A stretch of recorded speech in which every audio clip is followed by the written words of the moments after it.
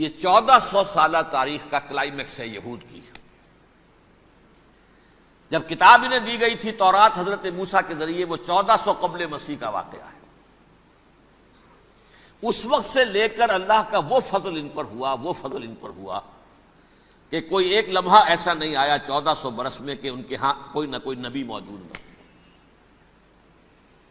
یہ تار ٹوٹا ہی نہیں. 2 سے شروع ہوا، موسیٰ ہارون علیہ السلام، اور 1400 برس کے بعد پھر آخری 2 ہیں، عیسیٰ اور یحییٰ علیہ السلام. یوں سمجھ لیجئے. اور اس کے درمیان یہ تار ہے، اور اس تار میں کوئی ایک لمحہ ایسا نہیں آیا کہ کوئی نبی موجود. اس میں اتار چڑھاؤ بہت سے آئے ہیں، اس کا وہ میرا موضوع نہیں ہے اس وقت.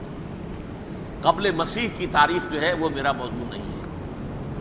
قرآن مجید میں سورہ بنی اسرائیل کے پہلے رکوع میں اس کا تذکرہ موجود ہے. وَقَضَيْنَا إِلَىٰ بَنِي إِسْرَائِيلَ فِي الْكِتَابِ لَتُفْسِدُنَّ فِي الْأَرْضِ مَرَّتَيْنِ وَلَتَعْلُنَّ عُلُوًّا كَبِيرًا. 2 مرتبہ ان پر عذاب کے کوڑے برسے. پہلے اشوریوں کے ذریعے سے جو شامی تھے، سیرینز اشوری کہلاتے ہیں.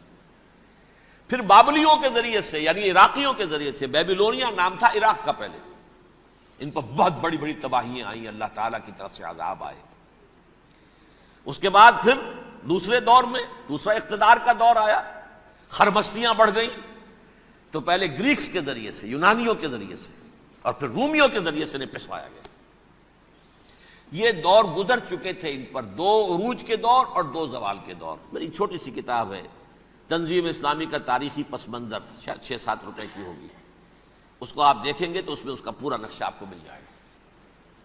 ویسے تو یہ کہ میری جو ذرا بڑی کتاب ہے سابقہ اور موجودہ مسلمان امتوں کا ماضی، حال اور مستقبل، اس میں میں نے ان معاملات پر بڑی تفصیل سے بحث کی.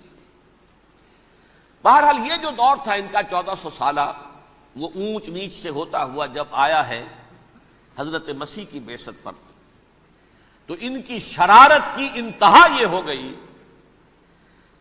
کہ اللہ تعالیٰ نے مسیح کو رسول بنا کر بھیجا. رسولاً الی بنی اسرائیل.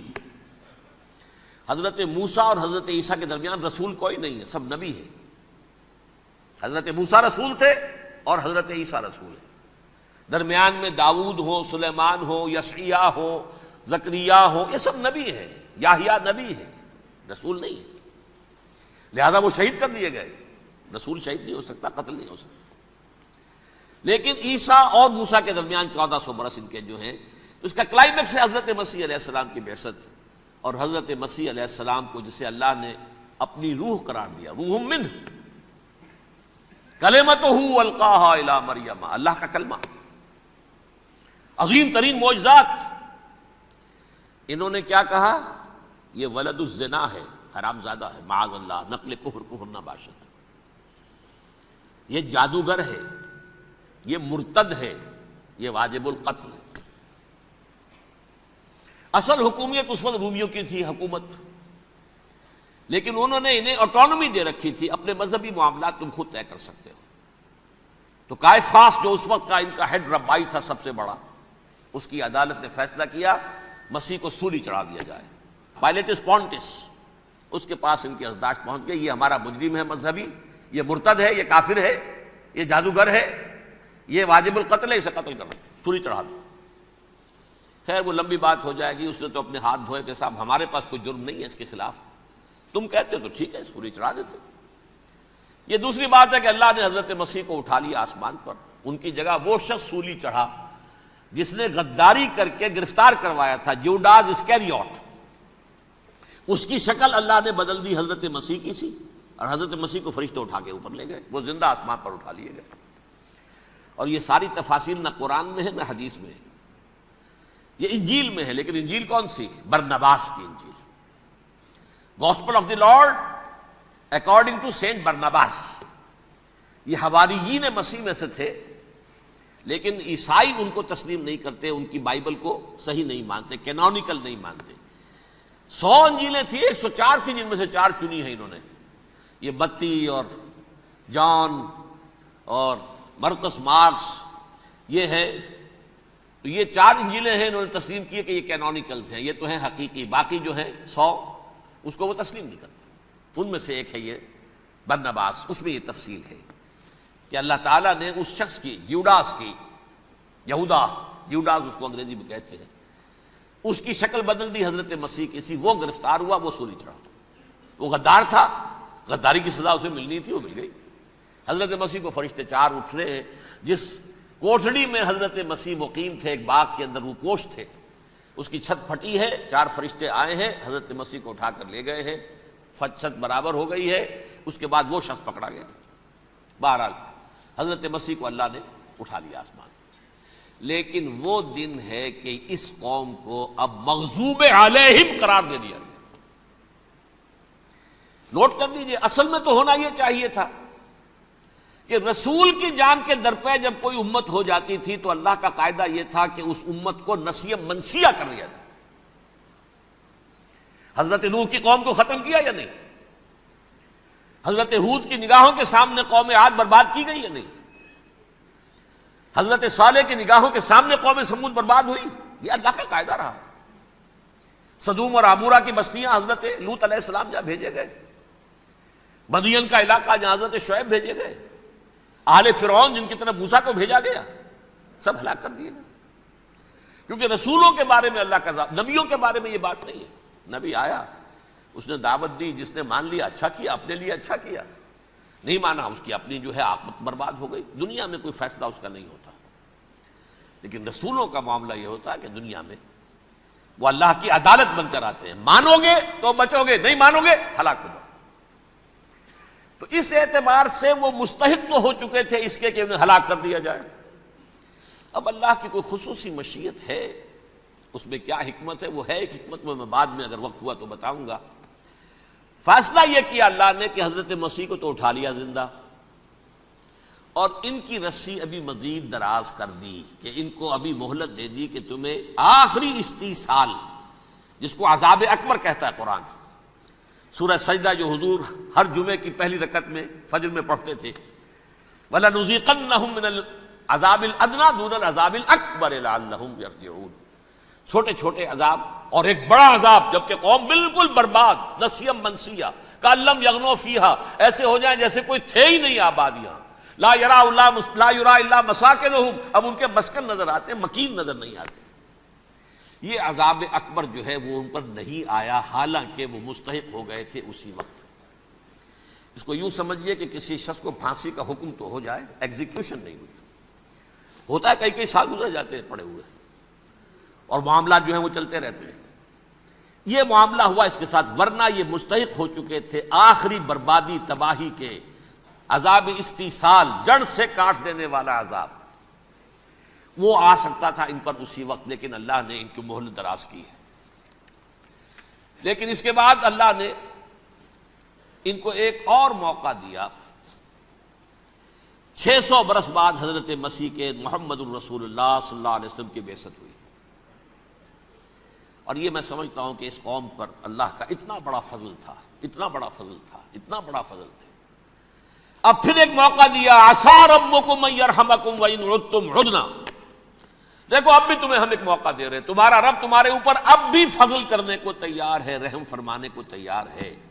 ان ھذا القرآن یہدی للتی ہی اقوم، اس قرآن کے سائے میں آ جاؤ، یہ شاہدرا ہے ہدایت میں آنے کا، اس میں داخل ہو جاؤ، محمد کی تصدیق کرو صلی اللہ علیہ وسلم، دامن محمدی میں آ جاؤ، اب بھی ہم تمہارے گناہ بخش دیں۔ لیکن نہیں، اس قوم نے حضرت محمد صلی اللہ علیہ وسلم کی دشمنی کی کمر کس لی، اور اب یوں سمجھیے اس تاریخ سے لے کر آج تک یہ گٹھ جوڑ ہے۔ ظاہر بات ہے کہ ابلیس کا بھی اصل دشمن اب کون ہے، یا ہدف کون ہے، ٹارگٹ کون ہے؟ جنہوں نے محمد کو نہیں مانا صلی اللہ، وہ تو ہے ہی جہنمی، ان پر کوئی اور محنت کرنے کی ضرورت کیا ہے؟ سمجھ گئے میری بات؟ حضور کی بعثت کے بعد جنہیں حضور کو رد کر دیا، ان پر ایمان نہیں لائے، وہ کون ہے؟ کافر، وہ جہنمی ہے ہی ہے۔ لہذا اس کے اوپر کوئی محنت صرف کرنے کی ابلیس کو ضرورت نہیں، اس کا اصل ٹارگٹ امت محمد ہے صلی اللہ علیہ وسلم۔ وہ ساری نوع انسانی کی دشمنی اب آ کر مرکوز ہو گئی ہے امت محمد صلی اللہ علیہ وسلم کی دشمنی پر۔ اور اسی طرح یہود کا معاملہ، اگرچہ ویسے پوری نوع انسانی کے دشمن ہیں، انہیں حیوان سمجھتے ہیں، ان کی جان مال اپنے لیے مباح سمجھتے ہیں، جس طرح چاہیں لوٹیں کھسوٹیں کھائیں پیئیں انہیں، لیکن اب ان کی بھی دشمنی کا سب سے بڑا مرکز امت محمد. کیوں؟ وہی تکبر اور حسد، وہی بیماریاں. انہیں تکبر یہ ہو گیا تھا کہ 2000 سال سے یہ نبوت ہماری میراث، ہماری جاگیر. بنو اسرائیل کے اندر سینکڑوں نبی آئے، 3 کتابیں اللہ نے ہمیں عطا کی. یہ کہاں سے آ گیا محمد صلی اللہ علیہ وسلم؟ معاذ اللہ ثم معاذ اللہ. یہ امیین میں سے، یہ جنٹائلز میں سے، یہ گوئنز میں سے، یہ حقیر ان پڑھ. کہاں ہم، کہاں یہ نہیں تسلیم کریں گے. حالانکہ قرآن کہتا ہے یعرفونہ کما یعرفون ابناہم. ان کے علماء ایسے پہچانتے تھے حضور کو جیسے اپنے بیٹوں کو پہچانتے کہ یہ آخری نبی ہے، لیکن تکبر اور حسد کی آگ میں جل اٹھے.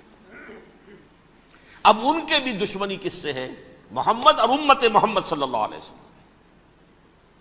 یہ گٹھ جوڑ ہے. اب دیکھیے، یہ ہے میری گفتگو کا اب تک کی گفتگو کا حاصل، یہ گٹھ جوڑ. ایک غیر مرئی دنیا، انویزیبل دنیا کا ابلیس لعین اور جنات میں سے اس کے لشکری فوج. انسانوں میں سے ویسے تو اور بھی بہت جگہ اس کے ایجنٹ ہیں، مسلمانوں میں بھی ہے، لیکن بحیثیت قوم، بحیثیت مجموعی، ایک پوری قوم، ایک پوری نسل جو ہے اس کے ساتھ گٹھ جوڑ ہے. ان دونوں کی گٹھ جوڑی کے ساتھ یہ دشمن دون ہیں انسانیت کے. پہلا دشمن ابلیس لعین، عزازیل لعین، اور دوسرے دشمن یہود ملعون. اب میں آپ کو ذرا اس جو انسانوں میں سے انسان دشمنی کا جن کا سب سے بڑا رول ہے، میں ان کی 2000 سالہ تاریخ کا آپ کے سامنے نقشہ رکھنا چاہتا ہوں.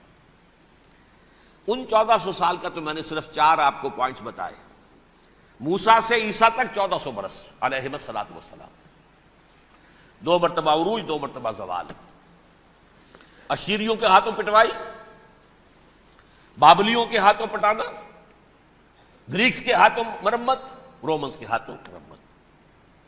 یہ جو 2000 سال ہیں، کیونکہ اب تو ظاہر بات ہے 21ویں صدی شروع ہو گئی، 20 صدیاں حضرت مسیح کو پوری ہو گئی. پہلی بات نوٹ کیجئے، حضرت مسیح کی پیدائش ہے سن 1 قبل مسیح. یہ نقطہ آپ نے کبھی سنا ہے یا نہیں؟ جب ملینیم کا سلسلہ شروع ہوا تھا پچھلے سال تو میں نے بیان کر دیا تھا کہ ایک عجیب حساب کے اندر انہوں نے غلطی کی ہوئی ہے. حضرت مسیح کی پیدائش ہوئی 25 دسمبر کو. سن انہوں نے شروع کر دیا، جو اس کے بعد جنوری آئی تو پہلا سال شروع ہو گیا. اگر جنوری سے پہلا سال شروع ہوا تو یہ 6 دن جو ہے تو اس کے پچھلے سال میں تھے. لہذا کہا جائے گا کہ Jesus Christ was born 1 year before Christ, BC. تو 1 قبل مسیح میں حضرت مسیح کی پیدائش ہوئی. یہ آخری اسرائیلی نبی اور رسول. یہودی علماء کی مخالفت، دشمنی، سولی پر چڑھوا دینا میں بیان کر چکا ہوں. سن 33 عیسوی میں جبکہ حضرت مسیح کی عمر 33 برس تھی، اللہ تعالیٰ نے انہیں زندہ آسمان پر اٹھا لیا. لیکن یہودیوں نے اپنے خیال کے مطابق انہیں سولی پر چڑھوا دیا، ان کی موت واقع ہو گئی. اگرچہ اس کے بعد یہ اختلاف ہے ان میں. یہودی کہتے ہیں وہ سولی پر چڑھ گیا، ختم ہوا، مر گیا. عیسائی کہتے ہیں نہیں، انتقال ہوا ہے مسیح کا صلیب پر، لیکن پھر وہ دوبارہ زندہ ہو گئے ہیں. ان کی لاش ایک غار میں رکھ دی گئی تھی، وہاں ریزریکشن ہو گیا، ان کا وہاں سے بعد الموت وہیں ہو گیا، اور پھر انہیں اللہ نے زندہ آسمان پر اٹھا لیا. تو ہمارے اور عیسائیوں کے درمیان نوٹ کر لیجئے، یہ چیز مشترک ہے کہ حضرت مسیح آسمان پر زندہ اٹھائے گئے. فرق کیا ہے؟ وہ سمجھتے ہیں کہ سولی دیے گئے، سولی پر مرے، پھر زندہ ہوئے، پھر گئے. ہم سمجھتے ہیں کہ نہیں، وما صلبوہ وما قتلوہ، انہوں نے نہ صلیب دے سکے انہیں اور نہ انہیں قتل کر سکے، بل رفع اللہ الیہ، اللہ نے اٹھا لیا. پھر ہمارا اور یہ اس کا عیسائیوں کا ایک اور اتفاق ہے، سیکنڈ کمنگ آف جیسس، حضرت مسیح دوبارہ آئیں گے. یہ عیسائیوں کا بھی عقیدہ ہے اور ہمارا بھی. بہرحال تو جیسا کہ میں نے عرض کیا کہ اس وقت یہ عذاب استیصال، عذاب اکبر کے مستحق ہو چکے تھے، لیکن اللہ نے ان کی مدت دراز کی ہے، لیکن ان پر دنیاوی عذاب کا ایک کوڑا جو ہے اللہ تعالیٰ کی طرف سے اسی وقت برسا، دنیاوی عذاب دنیا میں رہتے ہوئے ختم نہیں کیا۔ 37 برس بعد حضرت مسیح کے رفع سماوی کے 37 برس بعد سن 70 میں یہودیوں نے بغاوت کی رومیوں کے خلاف۔ رومی ٹائٹس جنرل تھا ایک، اس نے پھر جو حملہ کیا ہے 1,33,000 یہودی ایک دن میں قتل کیا یروشلم میں، اور ہیکل سلیمانی گرا دیا۔ وہ ہیکل پہلے بھی گرا تھا، پہلے 1400 سال کے دوران میں بھی نبوکدنضر نے گرایا تھا، لیکن پھر اس کے 150 سال بعد انہوں نے دوبارہ بنا لیا تھا، اس لیے وہ اسے سیکنڈ ٹیمپل کہتے ہیں۔ پہلا ٹیمپل جو حضرت سلیمان نے بنایا تھا نبوکدنضر نے گرا دیا 587 قبل مسیح میں، پھر دوبارہ انہوں نے 150 سال کے بعد بنا لیا۔ وہ اس تاریخ کا حصہ ہے، میں نے جس کے بارے میں آپ کو تفصیل نہیں بتائی۔ اس میں یہ ہوا سن 70 میں وہ گرا دیا گیا، وہ آج تک گرا پڑا ہوا ہے۔ نمبر 2 یہ کہہ دیا گیا کہ یہودیوں اس ارض فلسطین سے نکل جاؤ، تم یہاں نہیں رہ سکتے اب۔ لہذا جس کا جہاں سینگ سمایا چلا گیا، یورپ میں چلے گئے، ایشیا میں آ گئے، عرب میں آ گئے، یہ 3 قبیلے جو رات بھی میں نے عرض کیا تھا، بنو قینقاع، بنو نذیر اور بنو قریظہ، یہ وہاں سے آ کے مدینے میں آباد ہو گئے، جس کا جہاں سینگ سمایا، افریقہ میں، ہندوستان میں، جہاں چلے گئے۔ ڈایاسپورا اسے کہتے ہیں، وہ آپ نوٹ کر لیجیے اس لفظ کو، ڈایاسپورا، ہمارا دور انتشار، جبکہ ہمیں ہماری اصل سرزمین تو فلسطین ہے، حضرت ابراہیم کا مسکن، حضرت اسحاق حضرت یعقوب کا مسکن فلسطین، یہ ہے ہماری اصل جاگیر، یہ تو ہماری جدگی پشتی جاگیر ہے، لیکن یہاں سے نکال دیے گئے سن 70 عیسوی میں، اور وہاں سے لے کے 1917 تک ان کا ڈایاسپورا جاری رہا۔ یہ دور انتشار ہے۔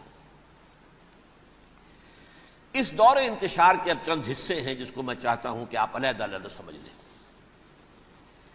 دور انتشار کا جو پہلا جو ہے تقریباً 300 برس رومی حکمران تھے، وہ یہودیوں کے بھی دشمن تھے اور عیسائیوں کے بھی دشمن تھے، عیسائی اور یہودی ایک دوسرے کے بھی دشمن تھے، لیکن رومی سمجھتے تھے کہ یہ ایک ہی تھیلی کے چٹے بٹے ہیں۔ رومیوں کے نزدیک عیسائی بھی یہودیوں ہی کا ایک فرقہ تھے، کوئی علیحدہ مذہب تو تھا ہی نہیں۔ لہذا رومی جو ہیں رومنز، وہ ان دونوں کو ستاتے تھے، مارتے تھے، اور یہ آپس میں لڑتے تھے، یہودی عیسائیوں کو مارتے تھے، عیسائی یہودیوں کو مارتے تھے۔ یہ ہے 300 برس تک کی تاریخ۔ سن 300 عیسوی میں کیا ہوا؟ ایک معجزہ ہو گیا۔ بہت عظیم ایمپرر کانسٹینٹائن، قسطنطین اعظم، رومن ایمپررز میں سے بہت بڑا ایمپرر، وہ عیسائی ہو گئے۔ اب تو معاملہ بالکل تلپٹ ہو گیا، پوری سلطنت عیسائی ہو گئی۔ اب عیسائیوں کے عیش ہو گئے اور یہودیوں پہ مار پڑنی شروع ہوئی۔ اب عیسائیوں کا آپ خود سوچئے کہ جنہیں وہ خدا بنا بیٹھے ہیں، خدا کا بیٹا قرار دے رہے ہیں، ان کے قاتل کون؟ یہودی بدماش۔ لہذا ان کی وہ پٹائی شروع ہوئی ہے یورپ میں، پوری رومن امپائر میں، انہیں ذلیل کیا گیا، شہروں میں آمد بند، علیحدہ رہو، گھیٹوز کے اندر رہو۔ یہودی کا نام جو ہے وہ گالی بن گیا، جیسے آج بھی یہودی گالی کہتے ہیں، جیسے خنزیر کا لفظ، آخر وہ بھی اللہ کی مخلوق ہے، لیکن آپ کو معلوم ہے کوئی شخص زبان پر نام نہیں لانا چاہتا خنزیر کا، سور کا، ہے تو مخلوق، وہ بھی ایک حیوان ہے۔ ایسے ہی یہ ہے یہودی، یہودی گالی، جیوٹ گالی۔ لہذا ایک طرف تو ان دونوں کے درمیان دشمنی، جس کو قرآن کہتا ہے وَأَغْرَيْنَا بَيْنَهُمُ الْعَدَاوَةَ وَالْبَغْضَاءَ، ہم نے ان کے مابین دشمنی جو ہے پیدا کر دی۔ اور جب یہ پوری سلطنت عیسائی ہو گئی تو قافیہ تنگ ہو گیا یہودیوں کا۔ اب آئیے 571 عیسوی، یعنی جب کہ ڈایاسپورا کو کتنا عرصہ ہو چکا تھا؟ 500 برس۔ سن 70 سے شروع ہوا نا ڈایاسپورا، جب ٹائٹس نے گرایا ہے ہیکل کو اور نکال باہر کیا انہیں فلسطین سے، بھاگ جاؤ یہاں ایک یہودی بھی نہیں رہے گا، فلسطین سے نکال دیے گئے۔ اس کے پورے 500 برس بعد سن 571 عیسوی میں حضور کی پیدائش ہوئی، ولادت باسعادت محمد الرسول اللہ صلی اللہ علیہ وسلم۔ 610 میں آپ پر وحی کا آغاز ہوا، لیکن حضور کے ساتھ ان کا معاملہ کیا رہا؟ اول تو جبکہ حضور ابھی مکے ہی میں تھے، یہودیوں نے ریشہ دوانیاں شروع کر دی حضور کے خلاف۔ قریش مکہ کو سکھاتے تھے، پڑھاتے تھے، ان سے یہ پوچھو، ان سے یہ پوچھو، یہ اس طرح تنگ کرو، ان سے یہ امتحان لو، یہ آپ کے علم میں ہے۔ سورہ بنی اسرائیل میں، سورہ کہف میں وہ سوالات، جو امتحانی سوالات آئے تھے، ذوالقرنین کون تھا، اصحاب کہف کون تھے، تم رسول بنے پھرتے ہو تو بتاؤ، اور یہ روح کی حقیقت کیا بتاؤ۔ یہ ساری ریشہ دوانیاں کر رہے تھے بیٹھے ہوئے، ابھی وہی پر حضور ابھی پہنچے بھی نہیں۔ ہجرت فرما کر حضور تشریف لے آئے تو حضور نے، جسے ماسٹر سٹروک کہا جائے گا، یعنی اسٹیٹس مین شپ کا ماسٹر سٹروک، آپ نے مدینے میں آتے یہودیوں کے ساتھ پیکٹ کر دیا، جوائنٹ ڈیفنس پیکٹ آف مدینہ، کہ اگر مکے والے ہم پر حملہ کریں گے تو ہم مل جل کر ایک قوم کی حیثیت سے مقابلہ کریں گے۔ یہ میثاق مدینہ کہلاتا ہے، جس کے بہت غلط معنی پہنائے جا رہے ہیں آج کل۔ بہرحال میں موضوع میرا چونکہ یہ نہیں، میں ادھر نہیں جاؤں گا۔ لیکن ہوا کیا؟ ہر مرتبہ یہ خیانت کے مرتکب ہوئے، ان نے جو عہد کیے تھے ان سے پھرے، اندر ہی اندر سازش، ریشہ دوانی، حضور کی بدترین دشمنی۔ سورہ نساء کی آیت نمبر 12 میں 14 میں 13 میں فرمایا ہے، لا تزال تطلع علی خائنۃ منہم، اے نبی ہمیشہ آپ کے علم میں ان کی طرف سے خیانتیں، بددیانتیاں آتی رہیں گی، اور بار بار وہ مسلسل جنگ کی آگ بھڑکاتے تھے۔ قریش کو دعوت دیتے، آؤ آؤ آؤ، ہم اندر سے بغاوت کر دیں گے، تم آؤ تو صحیح، ختم کریں محمد کو اور اہل ایمان کو صلی اللہ علیہ وسلم ورضی اللہ تعالی عنہم اجمعین۔ لیکن پھر جب وہ آتے تھے تو یہ دبک جاتے تھے، ان میں ہمت نہیں تھی، میدان کے مرد نہیں رہے تھے۔ یہ سورہ حشر میں ان کا نقشہ کھینچا گیا ہے، کھلے میدان میں مقابلے کی اس کے اندر صلاحیت ہی نہیں ہے۔ یہ تو فصیلوں کے پیچھے سے، جیسے عورتیں کہیں دیہات میں لڑائی ہوتی ہے تو مرد جو ہے گلیوں میں لڑتے ہیں، عورتیں اوپر سے پتھر پھینکتی ہیں، بس وہ کام یہ کر سکتے تھے، من ورائے جدر، فصیلوں کے پیچھے سے، جنگ میں میدان میں نہیں آ سکتے۔ بہرحال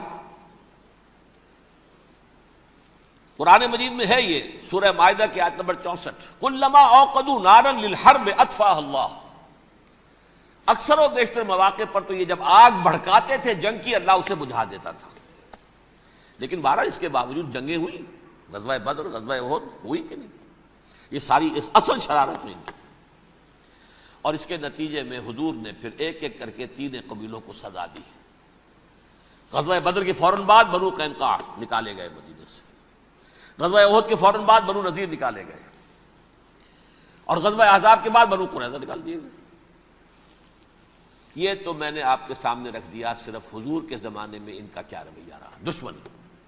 رات بھی ہم نے وہ آیت پڑھی تھی، لَتَجِدَنَّ أَشَدَّ النَّاسِ عَدَاوَةً لِلَّذِينَ آمَنُوا الْيَهُودُ وَالَّذِينَ أَشْرَكُوا، اہل ایمان کی دشمنی میں شدید ترین تم پاؤ گے یہودیوں کو اور مشرکین کو۔ مشرکین بھی بعد میں ہے، پہلے یہودی۔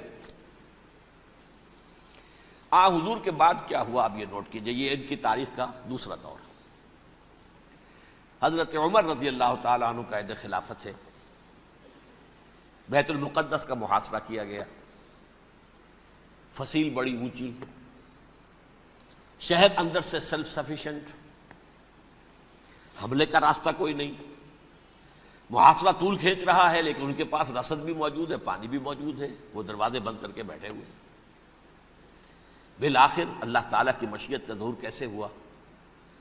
ان کے کچھ علماء آئے فصیل پر، کہا دیکھو مسلمانوں، تم قیامت تک بھی یہاں پڑے رہو گے محاصرہ کر کے، ہمارا یہ شہر فتح نہیں ہوگا۔ ہاں ایک درویش بادشاہ کے ہاتھوں یہ شہر فتح ہونا ہے، لیکن تمہارے اندر ہمیں وہ نظر نہیں آ رہا۔ ابو عبیدہ بن الجراح رضی اللہ تعالی عنہ امین هذه الامہ، ان کا فوراً ذہن گیا وہ درویش بادشاہ مدینے میں بیٹھا ہوا ہے، عمر رضی اللہ تعالی۔ اب ایک اور عمر بھی ہے جو قندھار میں بیٹھا ہے، نقشہ وہی ہے، سادگی کی حد تک نقشہ وہی ہے، بالکل وہی، اپنی آنکھوں سے دیکھا ہے وہی سادگی۔ عمر اول عمر ثانی تھے عمر بن عبد العزیز۔ اب ایک اللہ کے فضل سے اللہ تعالیٰ ایدہ اللہ بنصرتہ، اللہ تعالیٰ ان کی نصرت فرمائے، دشمنوں کو ان کے مقابلے میں نیست و نابود کرے۔ انہوں نے ریکویسٹ بھیج دی کہ حضور تشریف لائیے، یہ شہر فتح ہو جائے گا۔ وہ ہے سفر تاریخی، اتنا طویل سفر، تقریباً 700 میل، ایک اونٹ، ایک خادم، ایک منزل پہ امیر المومنین اوپر بیٹھے، خادم آگے چل رہا ہے، اگلی منزل پہ خادم اوپر بیٹھا ہے، امیر المومنین آگے جا رہے ہیں۔ اور جب پہنچے ہیں تو وہ باری تھی خادم کی، انہوں نے ہاتھ جوڑ دیا، حضور خدا کے لیے تم کیا کہیں گے لوگ، وہ میرا برا حال کر دیں گے، تمہیں شرم نہیں آئی؟ امیر المومنین پیدل آگے چل رہے ہیں نکیل پکڑ کر، اور تم بیٹھے ہو اوپر براجمان ہو۔ حضرت عمر فرمایا الدور دورک، نہیں باری تمہاری ہے، بیٹھ۔ اس حال میں پہنچے ہیں، اور پھر یہ کہ ابو عبیدہ بن الجراح آئے ہیں، استقبال کیا ہے تو دیکھا ہے اس حال میں چلے آ رہے ہیں، عمر نکیل پکڑے ہوئے چلے آ رہے ہیں، اور کہتے ہیں کہ کہیں کیچڑ ویچڑ تھا، جوتے خراب ہو گئے تھے، وہ بھی اتار کے ہاتھ میں پکڑے ہوئے، کپڑے تو تھے ہی پھٹے ہوئے۔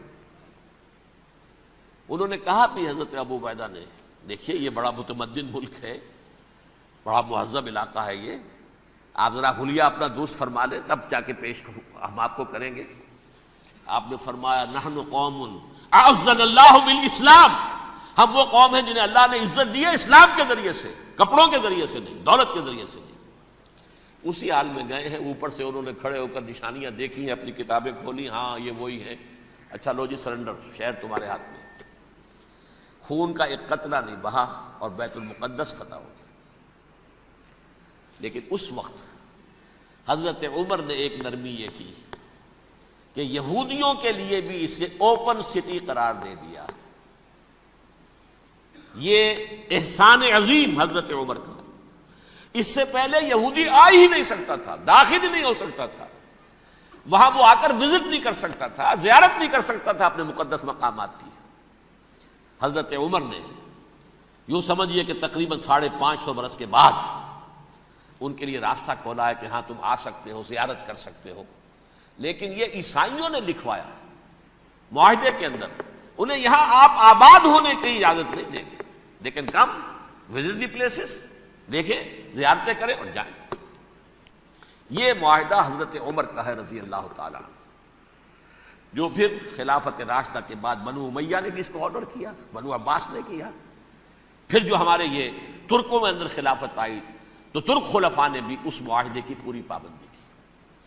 فلسطین میں آ سکتے ہیں یہودی صرف زائرین کی حیثیت سے، وہاں آباد نہیں ہو سکتے۔ اب آئیے اگلا دور آیا حضرت عثمان کا دور خلافت۔ یہ ہے وہ وقت کہ اب یہود نے امت مسلمہ کی پیٹھ میں چھرا گھونپا۔ وہ کیسے؟ ایک یہودی عبداللہ ابن سبا اسلام کا لبادہ اوڑھ کر آ گیا، معاشرے کا جائزہ لے لیا، ان میں بنو ہاشم اور بنو امیہ میں جو پرانی کشاکش تھی اس کے کچھ نہ کچھ جراثیم باقی ہیں، اگر ان کو ذرا بھڑکا دے تو مسلمانوں میں انتشار پیدا ہو جائے۔ کہا یہ عثمان کون ہے؟ یہ تو بنو امیہ میں سے ہے، یہ حق تو بنو ہاشم کا ہے، خلافت ان کے پاس ہونی چاہیے، محمد کے تو رشتہ دار وہ ہے صلی اللہ علیہ وسلم۔ عوام الناس کے اندر بات پھیلنی شروع ہوئی، پھر ایک بڑی سازش کے انداز میں حضرت عثمان کے خلاف پروپیگنڈا، حضرت عثمان کے جو عاملین تھے، گورنر تھے، ان کے خلاف پروپیگنڈا، اور ایسی ہوشیاری کرتے تھے کہ کوفے میں کوفے کے حاکم کے خلاف کچھ نہیں کہنا، اجی مصر میں یہ ہو رہا ہے، اجی شام میں یہ ہو رہا ہے، اجی یہ جو عثمان ہے وہ یہ کر رہا ہے، یہ ظلم ہو رہا ہے، یہ لوٹ مار ہو رہی ہے، یہ خیانتیں ہو رہی ہیں۔ اب نہ تو اس زمانے میں مینز آف کمیونیکیشن، کیسے تصدیق کریں؟ افواہیں تو آپ آج کراچی کے اندر شروع ہو جائے تو پتہ نہیں چل سکتا کسی کو کہ کیا اس میں صداقت ہے کیا جھوٹ ہے، اور بری بات جو ہے فطرت انسانی کی کمزوری ہے وہ فوراً قبول کرتا ہے، کسی کے بارے میں اچھی بات ماننے کو تیار نہیں ہوتا، لیکن بری بات تو فوراً تیار ہے۔ بہرحال یہ فتنہ انہوں نے اٹھایا، حضرت علی کی الوہیت کا فتنہ اٹھایا، حضرت عثمان کے خلاف الفتنۃ الکبریٰ برپا کیا، حضرت عثمان شہید ہوئے۔ اس کے بعد 5 برس تک مسلمان ایک دوسرے کی گردنیں کاٹتے رہے، باہمی خانہ جنگی ہوئی، امت کو وہ زخم لگایا ہے جو آج تک جس سے خون رس رہا ہے۔ یہ شیعان عثمان اور شیعان علی تھے جو بعد میں پھر سنی اور شیعہ ہو اور آج تک ہے۔ فتنہ کس نے جگایا؟ ایک عبداللہ ابن سبا یہودی اور اس کے کارندے، شیطان کا ایجنٹ، اور انسانوں میں سے بھی اس کے جو بھی حواریین تھے اور شیطانوں کے اندر سے بھی تھے، انہوں نے بھی اس آگ کو بھڑکایا۔ یہ آپ سوچ لیجئے کہ یہ کس نے وہ زخم لگایا؟ یہودی۔ اگلا دور آیا، خلافت راشدہ ختم ہوئی، بنو امیہ کا بھی دور کافی گزر گیا۔ طارق ابن زیاد 712 عیسوی میں حملہ کرتے ہیں اسپین پر۔ اسپین اس وقت عیسائیت کا بہت بڑا گڑھ، بڑے کٹر ترین عیسائی جو ہے وہ اسپین میں تھے، لہذا یہودیوں کی وہاں بہت پٹائی ہوتی تھی، بہت پٹائی ہوتی، یہ میں بتا چکا ہوں، دشمنی تھی ان کی تو چلی آ رہی تھی عیسائیوں کے ہاتھوں یہودیوں کی، وہ تو سن 300 عیسوی سے ایمپرر کانسٹنٹائن کے بعد سے شروع ہو گئی تھی۔ اس حوالے سے یہودیوں نے اس وقت چالاکی یہ برتی، کچھ راستے واسطے بتائے، کچھ مدد کی طارق ابن زیاد کی۔ طارق ابن زیاد نے انہیں اپنا محسن سمجھا، ہسپانیہ فتح ہو گیا تو یہودی چونکہ محسنین کی فہرست میں آ چکے تھے، انہیں بہت اقتدار نصیب ہوا، بڑی سپورٹ مسلمانوں نے دی۔ ان کے بڑے بڑے علماء جو ہیں اسی دور کے اندر پیدا ہوئے، بڑے بڑے تھنکرز ان کے اسی دور میں پیدا ہوئے۔ بن گوریون جو کہ ایک وزیر اعظم تھا اسرائیل کا، اس نے یہ لکھا ہے اپنی کتاب میں، Muslim Spain was the golden era of our diaspora. وہ ڈائسپورا جو 70 عیسوی سے شروع ہوا تھا اور 1917 عیسوی تک جاری رہا ہے، اس میں سے گولڈن ایرا ہمارا جو تھا وہ مسلم اسپین تھا۔ ہسپانیہ میں بیٹھ کر ہم نے عیش کیے، لیکن وہاں سے انہوں نے اور جو کچھ کیا، یہ تو داستان کے بہت سے گوشے ہیں، لیکن میں جس اسٹریٹ لائن میں چل رہا ہوں اس کے اعتبار سے ایک بات سمجھ لیجیے، وہاں بیٹھ کر انہوں نے اب عیسائیت کی پیٹھ میں چھرا گھونپا، پروٹیسٹنٹ مذہب پیدا کیا، تقسیم کر دیا، جیسے شیعہ سنی کی تقسیم، عبداللہ ابن سبا، رومن کیتھولک اور پروٹیسٹنٹ کی تقسیم، یہودی علماء۔ ہوتا کیا تھا، ہسپانیہ کی یونیورسٹیاں ہیں، کارڈووا میں ہے، ٹولیڈو میں ہے، گریناڈا میں ہے، غرناطہ، قرطبہ، تولیتلا، اور وہاں آتے تھے لوگ، فرانس سے چلے آ رہے ہیں نوجوان پڑھنے کے لیے، جرمنی سے چلے آ رہے ہیں، اٹلی سے چلے آ رہے ہیں، 3 ہی ملک قریب ترین پڑھتے ہیں سینٹرل جو یورپ کے ہیں۔ یہاں پر جو ہے وہ اسلام جو نور پھیلا رہا تھا اس سے بھی مستفیض ہوئے، جہالت کے جو ہے پردے ان کے وہ چھٹے، اس کے ساتھ ہی وہ یہودی وہاں ان کے اندر جو جراثیم داخل کر رہے تھے وہ اس عیسائیت کے خلاف بغاوت، جو اس وقت دنیا میں عیسائیت اس وقت تھی، پوپ کا راج تھا دنیا میں اس وقت، یورپ میں جو عیسائیت تھی اس میں ایک طرف بادشاہ تھے، لیکن بادشاہوں کی حیثیت وہاں پر یوں سمجھ لیجئے کٹ پتلیوں کی تھی، اصل قوت پوپ کے ہاتھ میں تھی۔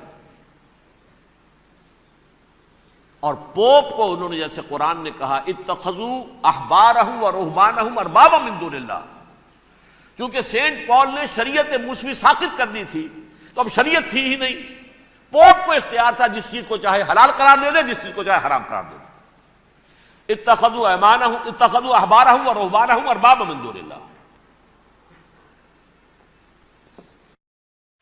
انہوں نے کہا صاحب یہ پوپ کس بلا کا نام ہے، یہ بھی انسان ہے، بات تو ٹھیک تھی نا، اصل حیثیت تو کتاب کی ہونی چاہیے نا، ڈیوائن بک، دی ریویلڈ اسکرپچر، لہذا یہ کتاب ہر شخص پڑھ سکتا ہے، کوئی پوپ کے باپ کو جو ہے کوئی اس کے لیے پروپرائٹری رائٹس تو نہیں ہے کہ صرف پوپ پڑھ سکتا ہے یا پادری پڑھ سکتے ہیں، ہم بھی پڑھ سکتے ہیں، ہم بھی سمجھ سکتے ہیں۔ یہ باتیں تھی کہ جن کو بڑھا چڑھا کر بیان کر کے اور پوپ کا اقتدار ختم کرا دیا اور توجہ مرکوز کر دی بائبل کی طرف۔ اب بائبل میں بڑا حصہ تو اولڈ ٹیسٹامنٹ کا ہے، نتیجہ کیا ہوا، یہود کی عظمت پروٹیسٹنٹس کے نزدیک مسلم ہو گئی، اصل قوم تو یہ ہے. وہ دشمنی بدلی کہ نہیں بدلی؟ موسیٰ کے امتی یہ ہے، تورات موسیٰ کو دی گئی، ابراہیم کی نسل یہ ہے. لہذا وہ جو دشمنی تھی، جو عداوت تھی کہ ہمارے خدا کو سوری چڑھانے والے ہیں یہ بدماش، اس کا ازالہ ہوا. اس پروٹسٹنٹ مذہب کے نتیجے میں یہ میں اب آپ کو بتاتا ہوں کہ ایک نتیجہ وہ نکلا ہے جسے برٹرنڈ رسل نے بیان کیا ہے. اس کی کتاب ہے ان پریز آف آئیڈلنس، صفحہ 108. وہ لکھتا ہے the Christians retaining the Judaic belief in special revelation added to it the Roman desire for worldwide domination and the Greek taste for metaphysical subtleties. The combination produced the most fiercely persecuting religion that the world has yet known. یہ تین چیزیں آ کر عیسائیت میں مل گئی. ایک تو جب یہ اولڈ ٹیسٹمنٹ جو ہے وہ ان کے ہاتھ میں آ گئی، اور اس کے میں کچھ آپ کو بتا دیتا ہوں کہ اولڈ ٹیسٹمنٹ کی تعلیمات، کیونکہ یہ اولڈ ٹیسٹمنٹ جو ہے یہ محرف تھی. اصل تورات تو گم ہو گئی تھی 587 قبل مسیح میں، جب پہلی مرتبہ ہیکل جو ہے تباہ ہوا ہے، اس وقت ختم ہو گئی تھی. اس کے کوئی 150 سال کے بعد انہوں نے یادداشتوں سے مرتب کر کے لکھی ہے. اب اس میں ان کے اپنے خیالات، اپنے امانی، اپنی توجیحات وہ شامل ہو گئی. لہذا میں آپ کو حوالے دیتا ہوں اس کتاب کے اندر مظالم کی جو تعلیم دی گئی ہے. اہل کتاب نے اپنے مظالم قتل عام کے جواز کے لیے تورات میں تبدیلیاں کی اور پیغمبروں پر دہشت ناکی اور بدترین حرام کاری کے الزامات لگائے. سنیے، پہلا حوالہ ہے یہ گنتی باب 31 آیات 17-18. اس لیے ان بچوں میں جتنے لڑکے ہیں سب کو مار ڈالو، اور جتنی عورتیں مرد کا منہ دیکھ چکی ہیں ان کو بھی قتل کر ڈالو، لیکن ان لڑکیوں کو جو مرد سے واقف نہیں اور اچھوتی ہیں اپنے لیے زندہ رکھو. یہ کسی اللہ کی کتاب کا یہ جملہ ہو سکتا ہے؟ کسی ریویل بک کا؟ اور سنیے، یہ ہے استثناء ڈیٹرانومی باب 20 آیت 16-18. پر ان قوموں کے شہروں میں جن کو خداوند تیرا خدا میراث کے طور پر تجھ کو دیتا ہے، کسی ذی نفس کو جیتا نہ بچا رکھنا، جیسا خداوند تیرے خدا نے تجھ کو حکم دیا بالکل نیست کر دینا. مرد، عورتیں، بچے، بوڑھے سب ختم. یہ کتاب مقدس ہے. اور سنیے، سیموئیل باب 27 آیت نمبر 9. اور داؤد نے اس سرزمین کو تباہ کر ڈالا اور عورت مرد کسی کو جیتا نہ چھوڑا. نمبر 4، ان سب آباد شہروں کو ماں، عورتوں اور بچوں کے بالکل نابود کر ڈالا. کتاب استثناء باب 3 آیت 6. یہ ہے جو کہہ رہا ہے برٹرنڈ رسل. کرسچینٹی میں آ کر اب یہ تین چیزیں شامل ہو گئی. ایک تو یہ باربیرین یہ تعلیم جو ہے، اور یہ مذہب کے نام پہ تعلیم، یہ کتاب مقدس کی تعلیم. نمبر 2، رومنز کے اندر جو ایک تمنا تھی ورلڈ ڈومینیشن کی، وہ عیسائیت کے اندر آ گئی. اس لیے کہ پوری رومن امپائر جو ہے عیسائی ہو گئی، تو اسے وراثت کے اندر ورلڈ ڈومینیشن کی جو ایک تمنا تھی وہ مل گئی. اور پھر یہ کہ انہوں نے جو توہمات تھے یونانیوں کے، ان کو بھی اپنے ہاں مختلف شکلوں کے اندر جمع کر لیا. ان تین چیزوں کا the combination produced the most fiercely persecuting religion that the world has yet known. اس کے نتیجے میں دنیا میں تاریخ انسانیت کے اندر جو بدترین خونخوار ترین مذہب ہو سکتا ہے وہ شکل عیسائیت نے اختیار کی. اور اس کا مظہر عتم کیا تھا؟ نوٹ کیجئے، صلیبی جنگیں. ایک بات ٹائم ٹیبل کے اعتبار سے نوٹ کر لیجئے گا. فرسٹ ملینیم ختم ہوا، سیکنڈ شروع ہوا. ان کے 1000 سال ختم ہوئے تو 11ویں صدی میں سیکنڈ ملینیم شروع ہوا، تو پہلی صلیبی جنگیں ہوئی. لاکھوں مسلمان قتل کیے گئے. صرف یروشلم کے اندر اتنا خون بہایا ہے کہ خود ان کے ہسٹورینز لکھتے ہیں کہ جب ان صلیبیوں نے جب گھوڑوں کے ساتھ وہ چل رہے تھے گلیوں میں، تو ان کے گھوڑوں کے گھٹنوں تک خون کی ندی بہ رہی تھی. جہاں سے گزرے ختم کرتے چلے گئے، آبادیاں کی آبادیاں ختم کر دی۔ اگرچہ اس کروسیڈ میں گیہوں کے ساتھ گھن بھی پسا، یہودی بھی بہت مارے گئے۔ یہ فرانس سے، جرمنی سے جب یہ کروسیڈرز آ رہے تھے 3000 میل کا سفر طے کر کے آئے تھے، سوچئے تو صحیح۔ اربن ثانی پوپ جو تھا، آگ لگا دی تھی اس نے پورے یورپ کے اندر، شرم سے ڈوب مرو، تمہارے مقدس علاقے مسلمانوں کے ہاتھ میں، انفیڈلز، یہ کافر، یہ مرتد، یہ ملحد۔ مسیح جہاں پیدا ہوا، مسیح کو جہاں سولی دی گئی، وہ کہاں ہے؟ ان کے ہاتھ میں۔ وہ آگ لگائی ہے 3000 میل